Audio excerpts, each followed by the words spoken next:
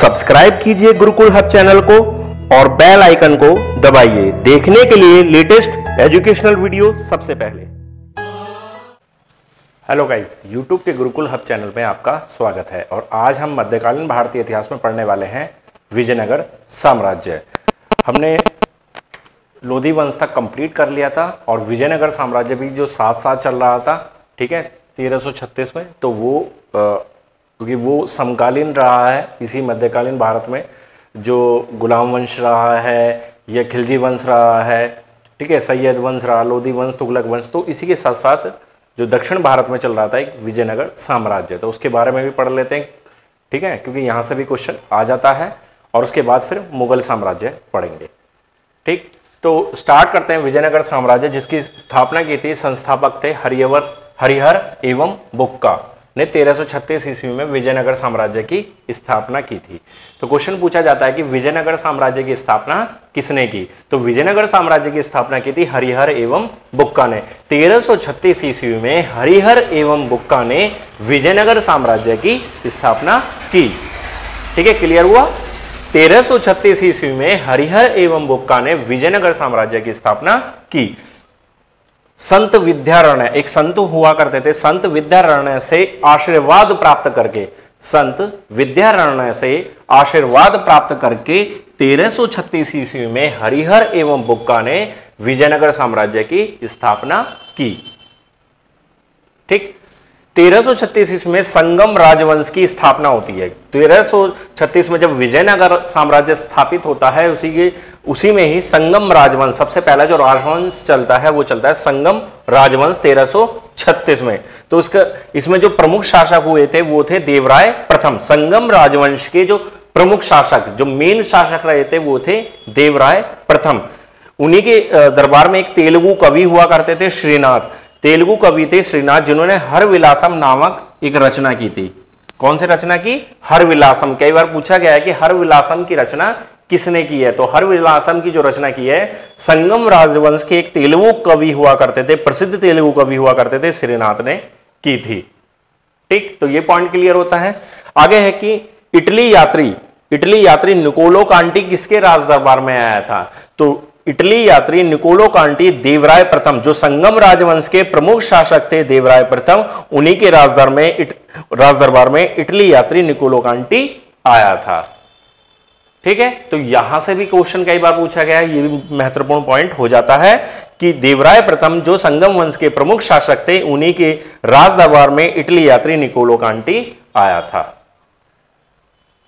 आगे चलते हैं, आगे बात करते हैं विजयनगर साम्राज्य की जो राजधानी हुआ करती थी वो हम्पी थी। ये भी क्वेश्चन पूछा गया है कि विजयनगर साम्राज्य की राजधानी क्या हुआ करती थी?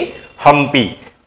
ठीक, देवराय प्रथम के बाद देवराय द्वितीय, जिन्हें इंद्र का अवतार माना जाता है, देवराय द्वितीय को इंद्र का अवतार माना जाता है। ये एक मोस्ट पॉइंट है, इंपॉर्टेंट पॉइंट है कि विजयनगर साम्राज्य में इंद्र का अवतार किस राजा को माना गया है, किस शासक को माना गया है?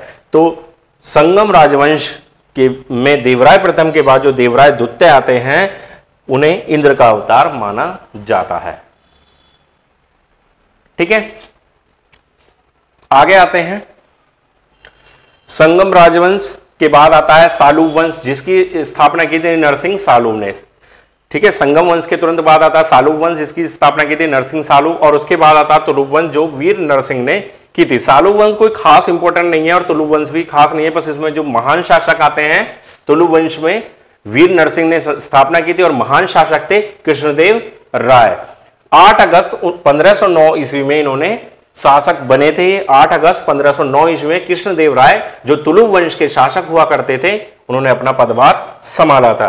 इन्हीं के राजदरबार में 8 विद्वान हुआ करते थे। कृष्णदेव राय जो तुलुप वंश के शासक थे, उनके दरबार में 8 विद्वान हुआ करते थे, जिनको अष्टदिग्गज कहा जाता है।